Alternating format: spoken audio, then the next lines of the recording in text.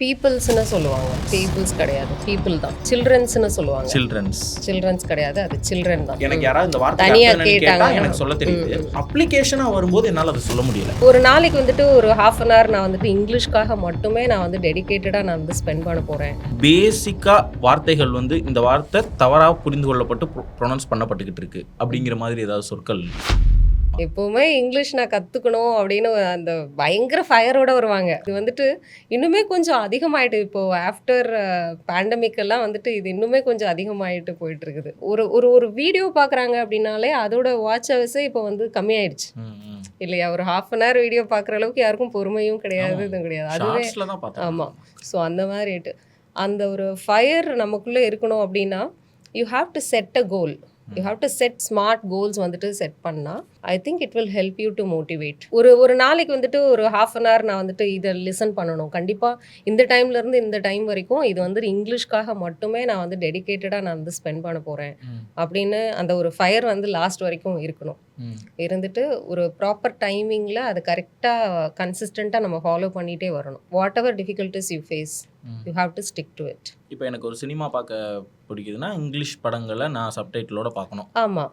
உங்களுக்கு என்ன பிடிச்சிருக்கோ, மூவி பிடிச்சிருக்கோ, கிரிக்கெட் பிடிச்சிருக்கோ, வாட் எவர் இட் இஸ், கரெக்டாக அந்த டைம் ஒரு ஹாஃப் அன் ஹவர், ஒன் டேக்கு ஹாஃப் அன் ஹவர்னா அந்த ஹாஃப் அன் ஹவர் வந்துட்டு நீங்கள் you have to stick with. எனக்கு இருக்கக்கூடிய சந்தேகம் நிறைய பேருக்கு இது இருக்கும்னு நினைக்கிறேன் மேம். இப்போ சொற்களுக்கான பொருள் என்னங்கிறது தெரியுது மேம். எனக்கு அந்த இங்கிலீஷ் சொல் என்னங்கிறதும் தெரியுது. ஆனால் இப்போ நான் இங்கிலீஷில் பேச ஆரம்பிக்கிறேன் ஒருத்தவங்ககிட்டன்னு வைங்களேன், அந்த நேரத்தில் என்னால் அந்த வார்த்தையை கரெக்டாக இங்கே போட முடியல. நீடுன்னு இருக்கா, மாவு பிசைகிறதுன்னு இருக்கா. இப்போ மாவு பிசைகிறதுக்கு நீடு அப்படிங்கிறது எனக்கு தெரிஞ்சிருக்குன்னு வைங்களேன், எனக்கு அந்த வார்த்தை தெரியும். யாராவது என்கிட்ட வந்து மாவு பிசைறதுனா என்னன்னு கேட்டால் நீடுன்னு எனக்கு சொல்ல தெரியும். அப்படி நான் இருக்கேன். ஆனால் இப்போ நான் ஒருத்தவங்ககிட்ட ஏதோ கடகடன்னு பேசிக்கிட்டு இருக்கேன், இப்போ எங்கள் வீட்டில் இந்த மாதிரி இது பண்ணோம் அப்படின்னு சொல்லும்போது நான் எப்படி இங்கிலீஷை பேசுவனோ, என்னுடைய பேசிக் என்னவோ அந்த மாதிரி we just shaded you know the whole process you know அந்த மாதிரி அந்த வார்த்தை அப்படியே சொல்லாமல் அப்படியே நம்ம போயிடுறோம். இல்லை டக்குன்னு அந்த வார்த்தை வரமாட்டேங்குது. அது கொஞ்சம் கஷ்டமாக இருக்குது நம்ம அப்ளை பண்ணுறதுக்கு.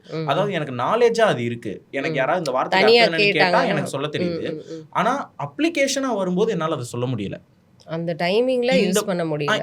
இதுக்கு என்ன பிராக்டிஸ் பண்ணணும்? எந்த மாதிரி பிராக்டிஸ் வந்து இது எனக்கு ஹெல்ப் பண்ணும்? கண்டிப்பா வந்துட்டு நீங்க யார்கிட்டயாவது பேசி பிராக்டிஸ் பண்ணணும். நீங்க டெய்லி வந்துட்டு ஃப்ரம் மார்னிங் டு நைட் நீங்க செய்யற விஷயங்கள் இருக்கு இல்லையா? I usually wake up at 6 o'clock in the morning and then I have a cup of coffee, then I have my breakfast. So இந்த மாதிரி வந்துட்டு நீங்கள் வந்துட்டு சிம்பிள் சென்டென்சஸ் டெய்லி நம்ம டே டு டே லைஃப்பில் நம்ம ரொட்டீனாக செய்யக்கூடிய விஷயங்கள் இருக்கு இல்லையா? இதெல்லாம் வந்து நம்ம எப்படி பேசுறது அப்படின்றத ஒரு ஷார்ட் சென்டென்சஸ்லேருந்து நம்ம வந்து ஸ்டார்ட் பண்ணலாம். சிம்பிள் ஃப்ரேசஸ், ஷார்ட் சென்டென்சஸ் அந்த மாதிரி வந்துட்டு ஸ்டார்ட் பண்ணலாம். You need to find a partner, better partner. உங்களுக்கு வந்துட்டு பேசி பழகிறதுக்கு ஏற்ற மாதிரியான இப்போ நிறைய ரிசோர்ஸஸ் இருக்குது. இப்போது ஏஐ எல்லாம் வந்திருக்கு. ஸோ அதில் வந்துட்டு நீங்கள் வந்துட்டு உங்களோட இங்கிலீஷ் வந்து இந்த சென்டென்ஸ் கரெக்டாக இல்லையா அப்படின்னு சொல்லிட்டு கேட்கலாம். கேட்டு வந்து கரெக்ட் பண்ண சொல்லலாம். இன்னும் வந்துட்டு நிறைய லிசன் பண்ணணும். This is the key. ஆமாம் மேம், இது ஒரு பெரிய சிக்கல். ஏன்னா ஒரு மீம் கூட போட்டிருப்பாங்க, ஒரு ஃபேமஸான மீம், அது இங்கிலீஷ் இன் மை மைண்ட் அப்படின்னு போட்டிருப்பாங்க. ஒரு சிங்கம் அப்படி பின்னாடி விரிச்சுக்கிட்டு இப்படி நிற்கும். எக்ஸாக்ட்லி. இங்கிலீஷ் ஐ ஸ்பீக் அப்படின்னு போட்டிருப்பாங்க. ஒரு பூனை பயந்து ஓடி போய் ஒளிஞ்சிருக்கும். எக்ஸாக்ட்லி. எனக்கு அதை பார்க்கும்போது எனக்கு ஆமாடா இது நம்ம தான்டா அப்படின்னு தோணும். மைண்ட் அளவுல என்னவா இங்கிலீஷ் பேச ஆளே இல்லடா அப்படின்னு வாயை திறந்தா வார்த்தை கொளறி தக்கா புக்கான்னு என்னென்னமோ ஆகி பேச முடியாத மாதிரி போயிடுது மேம். இதுதான் இன்னைக்கு தேதிக்கு இருக்கக்கூடிய பெரிய சிக்கலே. ஆமா, இப்ப நான் பேசின வரைக்கும் மேம் கிட்ட நான் அப்சர்வ் பண்ணியிருக்கிறது என்னன்னாங்க, நம்ம வந்து நிறைய லிசன் பண்ணிக்கிட்டே இருக்கணும். அதுக்கப்புறம் யாரு கூடயாவது பேசணும். எங்கெங்க பேசுறதுக்கு ஆள் இருக்கு, நீங்க வேற அப்படின்னு சொன்னோம்னா நமக்குள்ளேயாவது நம்ம பேசிக்கிறணும். இல்ல கண்ணாடி முன்னாடி நின்னாவது நம்ம பேசணும். நம்ம தான் நம்மளை அப்பப்போ கொஞ்சம் அப்லிஃப்ட் பண்ணிக்கிறணும். டே கொஞ்சம் வந்துடுறா அப்படின்னு சொல்லி நம்மளே தான் தூக்கி விட்டுக்கணும். இதான் பேசிக். வச்சுக்கலாமா? Basic plus you will definitely need a tutor. Fine.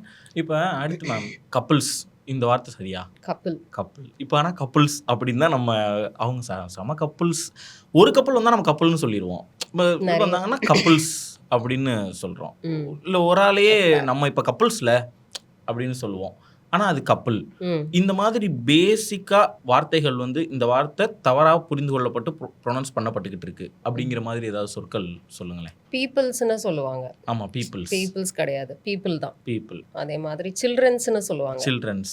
Children's கிடையாது, அது சில்ட்ரன் தான். அப்ப சில்ட்ரன்ஸ் டேங்கிறது வந்து அந்த அப்பாஸ்ட்ரஃபி போட்ட எஸ் டேவோ, ஆமா, அது குழந்தை. அது வந்து குழந்தைகளினுடைய தினம் அப்படிங்கிறதுனால சில்ட்ரன்ஸ் டேன்னு சொல்றோம். இல்லனா அது சில்ட்ரன் டே அப்படின்னு. சைல்டு சிங்குலர், ஒரு குழந்தைனா சைல்டு, மோர் தென் ஒன் சைல்டு அப்படின்னாலே சில்ட்ரன் தான். சில்ட்ரன் அதோட எஸ் போடக்கூடாது. எஸ் போடக்கூடாது.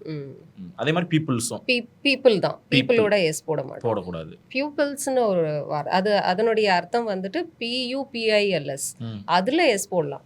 அதோட மீனிங் வந்து மாணவர்களை குறிக்கும். ஓகே, ஸ்பெஷலாக. ஸோ அந்த மாதிரி. அப்புறம் ஃபிஷ்ஷு தான், ஃபிஷ்ஷுக்கு வந்து ப்ளூரல் கிடையாது அப்படின்னு சொல்லுவோம். சில இடங்களில் ஃபிஷ்ஷஸ் அப்படின்னு நம்ம படிச்சிருப்போம் ஸ்கூலில். ஆனால் சிங்குலர் ப்ளூரல் அப்படின்றது ஒன்றுக்கு மேற்பட்டது இருந்தாலே அது வந்து ப்ளூரல் அப்படின்னு சொல்லுவோம். நான் மார்க்கெட்டில் போய் மீன் வாங்கிட்டு வந்தேன்னு தான் சொல்லுவோம். தமிழில் சொல்லும் போதே மீன்கள் வாங்கிட்டு வந்தேன்னு சொல்ல மாட்டோம். அப்போ மீன் வாங்கிட்டு வந்தோம்னா ஒரு மீன் தான் வாங்கிட்டு வருவீங்களா? இல்லை, நிறைய மீன் வாங்கிட்டு வருவீங்க.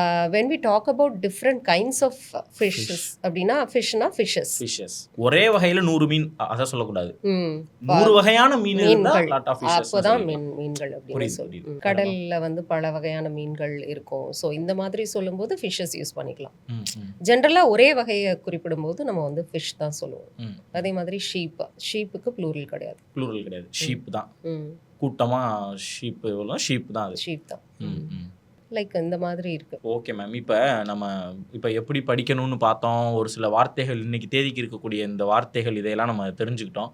இப்போ ஏதாவது நீங்கள் ஒன்று சொல்லுங்க மேம். ஒரு தமிழில் சொல்லுங்க, நான் அதை இங்கிலீஷில் சொல்கிறேன். அதை எப்படி நான் சரியாக சொல்லணும்? நான் கெஞ்சி கேட்குறேன், நான் போட்டு கொடுத்துறாத. இப்போ இதை சொல்லணும்னா நான் கெஞ்சி கேட்குறேன், என்ன போட்டு கொடுத்துறாத. கைண்ட்லி டோன்ட் தெரியல மேம், வரவே மாட்டேங்குது மேம். இது எப்படி உன்னை நான் கெஞ்சி கேட்குறேன்றதை எப்படி சொல்லுவோம்? நான் கெஞ்சி கேட்குறேங்கிறத அதை வந்து நம்ம பாடி லாங்குவேஜில் கேட்டுருவோம். ஏ கைண்ட்லி ப்ளீஸ் கெஞ்சி கேட்குறத நம்ம அப்படி பார்த்துட்டு எனக்கு அது வரல, தெரியல. ஐ பெக் யூ அப்படின்னு சொல்லலாம். Don't snitch on me. Snitch on மீனா போட்டு கொடுத்துறாத தான் இங்க விஷயமே. போட்டு கொடுத்துறாதங்கிறத சொல்றதே கொஞ்சம் கஷ்டம். ஸ்னிட்ச் ஆன் மீ. இப்போ உங்களுக்கு ஸ்னிட்ச்ன்றது தெரியலனா இத வெளியில யார்கிட்டயும் சொல்லிராத, அதுதானே. போட்டு கொடுத்துறாதனா இந்த விஷயத்தை வெளியில யார்கிட்டயும் சொல்லிராத. ஆமா. Don't tell a soul, don't tell this to anyone. ரொம்ப சிம்பிளாவும் நீங்க சொல்லலாம். ரொம்ப I kindly request you not to tell this to anyone.